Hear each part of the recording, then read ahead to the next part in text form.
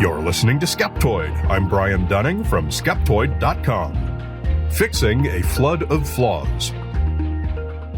Welcome to the show that separates fact from fiction, science from pseudoscience, real history from fake history, and helps us all make better life decisions by knowing what's real and what's not. It's time once again to go back to previous shows and correct errors that I made. I keep a document, and every time someone points out an error in a recent show, it gets added to that doc. Then when there's enough of them to fill a show, you get one of these episodes. I also have episodes dedicated to follow-ups and feedback, where there's new information that's come out, or someone has some interesting context to add, or some such tidbit. That document's getting full too, so we'll probably have one of those shows coming up soon.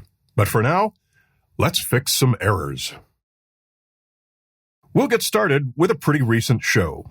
Episode number 961, The Man from Taured. I have to apologize deeply for this one. I mistitled a member of the British Parliament. In the episode, an MP, Member of Parliament, Robert Matthew, gave a speech that ended up steering the course of the urban legend of the Man from Taured. A number of times I referred to him as MP Matthew and received the following email from listener Stuart. I'm sorry to inform you that the way you refer to Robert Matthew as MP Matthew is incorrect on two different levels. And though this is minor, as a British person, it just sounds plain weird. Here's a quick, albeit nerdy, rundown of why. But I'll spare you the lengthy, nerdy rundown. Suffice it to say that the correct way to refer to a sitting MP would simply be Mr. or Mrs. The only time MP is used is in writing, when it would appear after their name. For example, Robert Matthew, MP. So the transcript is now correct, at least according to tradition. Now, if the person also has some royal title, Sir, Lord, Dame, Baronet, Duchess, and so on ad nauseum, well then I respectfully resign any further duty to give instruction in this regard. Episode number 959, Finding the Black Olmec. In this episode, we talked about a particular article published in a supposedly refereed journal. The article proposed school curricula based on the completely false belief that the Olmecs, one of the earliest Mesoamerican cultures, were black Africans. No peer reviewer who'd ever picked up a book would have let this one slide. In the inevitable retraction, the editors wrote, After post-publication peer review, it was found that the theory that Olmecs were black Africans on which the lesson plan is based is not substantiated according to current Mesoamerican archaeology and genetic evidence. I immediately blasted that post-publication peer review is not even a thing. Peer review should happen before publication. That's how we avoid publishing articles that are wrong. Listener Martin wrote, I strongly disagree. Post-publication peer review is absolutely a thing, and is becoming ever more so. It is not as formalized a thing as the pre-publication peer review you refer to, but discussions on already published papers are happening all the time on dedicated platforms like PubPeer, ResearchGate, etc., but also in journals such as BMJ, Evidence-Based Medicine, that allows comments directly on the article website. He is, of course, correct. One of the weaknesses with pre-publication peer review is that it very often doesn't catch everything. So more and more journals are allowing, and even inviting, people to discuss papers post-publication, or after online publication and before print publication. Such review is public, and everyone's name and affiliation are attached to their comments for accountability. A benefit is that such an open process is nearly always going to get more knowledgeable experts on the subject than just a few invited anonymous experts in traditional pre-publication peer review. Episode number 949, Hunting the Graveyard of the Elephants.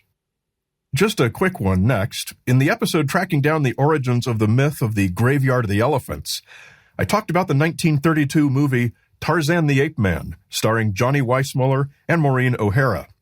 I quickly heard from listener Julian. O'Sullivan, not O'Hara!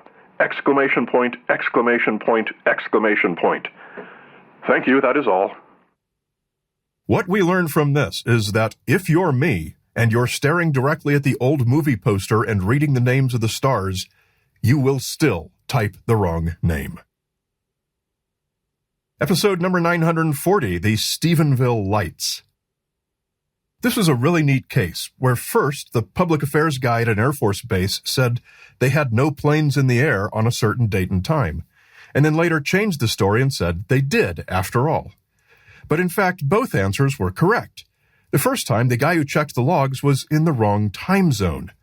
The Air Force and most other air forces around the world log flight times in Zulu time, another name for Greenwich time, aka GMT, aka UTC, and the guy checked the records for the time he was asked about, unaware that it was a civilian asking who gave it in the normal time zone instead of in Zulu time like the officer was used to. Listener Dennis wrote, "The segment about the confusion over the time of the incident was instructive. I am familiar with Zulu time and UTC. However, some listeners in the U.S. may not be aware that there is no such thing as Greenwich Meridian Time, and never has been.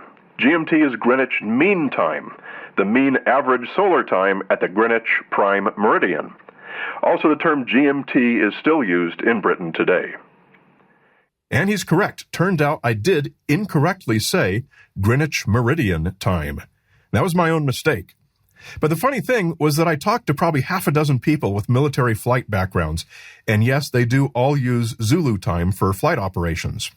But I got multiple different stories on what everyone calls it. One guy said times were always given as 1450 Greenwich. Another guy said they were always given as 1450 GMT. And I think everyone else said 1450 Zulu. Episode number 939, A Visit to Lemuria. In this one, we talked about a 19th century hypothesis to explain perceived similarities in speciation on Madagascar and India. And this was that a land bridge must have once existed between them, which subsequently sank beneath the ocean. One scientist, Philip Slater of the Royal Society, proposed calling this ancient land Lemuria. And I said he picked the name because that's how lemurs got back and forth from India to Madagascar. Listener Simon wrote in, "As you rightly said, there are significant biogeographical similarities between Madagascar and India, mainly among plants and invertebrates, due to their shared origin when a continental block split from East Africa in the Jurassic, circa 180 million years ago. However, India subsequently drifted away from Madagascar about 90 million years ago, in the Cretaceous, at which time lemur ancestors had yet to reach Madagascar. They did so about 40 to 50 million years ago in the Tertiary. For this reason, and contrary to what you said in the episode, there are no lemurs in India, or anywhere else apart from Madagascar." I had misstated Slater's hypothesis. He didn't believe there were living lemurs in India. He believed there were lemur fossils in India. This is not the case, as lemurs evolved independently on Madagascar while it was separate from any other landmass.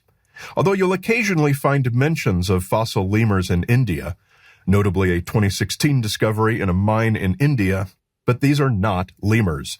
They're probably tiny proto-primates, possibly a distant evolutionary ancestor of the Madagascar primates that evolved into lemurs.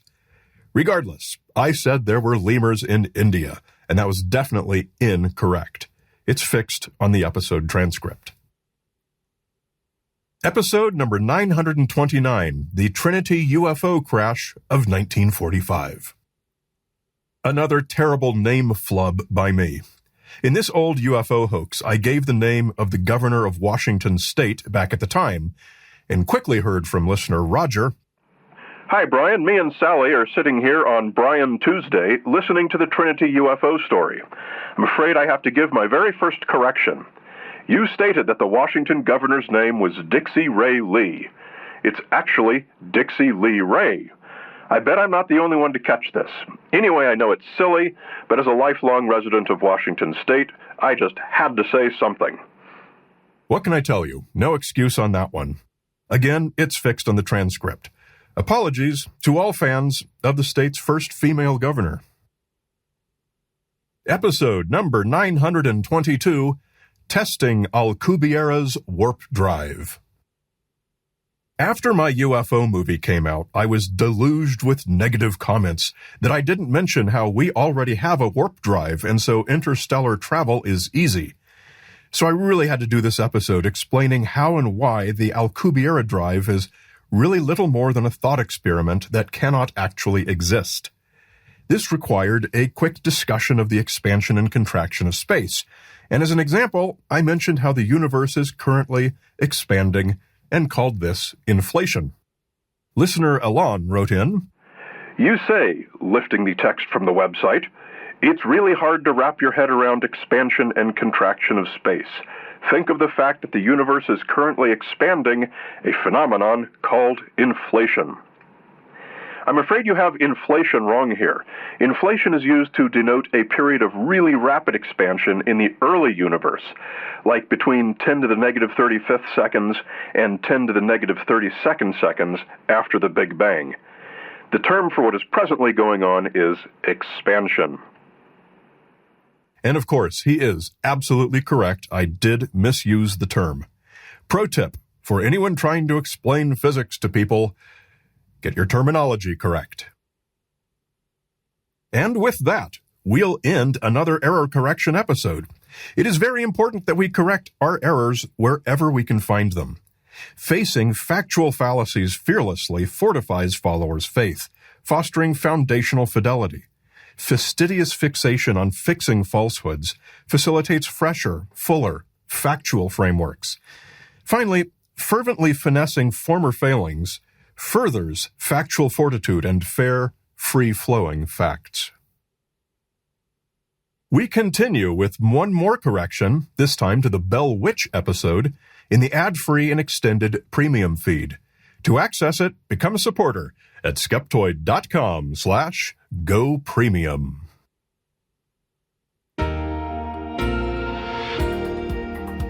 A great big Skeptoid shout-out to our premium supporters, including Jay Stahl of Spryfield, Justin McCleskey, Andreas Knutson, and Rob Whitsundays Kellett. Don't miss our Bermuda Triangle adventure in July 2025. Early bird registration ends in a couple weeks, so make your deposit and book your ticket now. I'm personally going to host you sailing through the dreaded Bermuda Triangle, and we'll see how many of us make it back. It's also a mini skeptics conference at sea. Come and check out the details at skeptoid.com/events. Remember, every Skeptoid episode has a transcript page at skeptoid.com with complete bibliographic references and further reading suggestions. And they also print out into nicely formatted PDF documents that you can share. Skeptoid is a production of Skeptoid Media. Director of Operations and Tinfoil Hat Counter is Kathy Reitmeyer. Marketing Guru and Illuminati Liaison is Jake Young. Production management and all things audio by Will McCandless. Music is by Lee Sanders. Researched and written by me, Brian Dunning. You're listening to Skeptoid, a listener-supported program. I'm Brian Dunning from Skeptoid.com.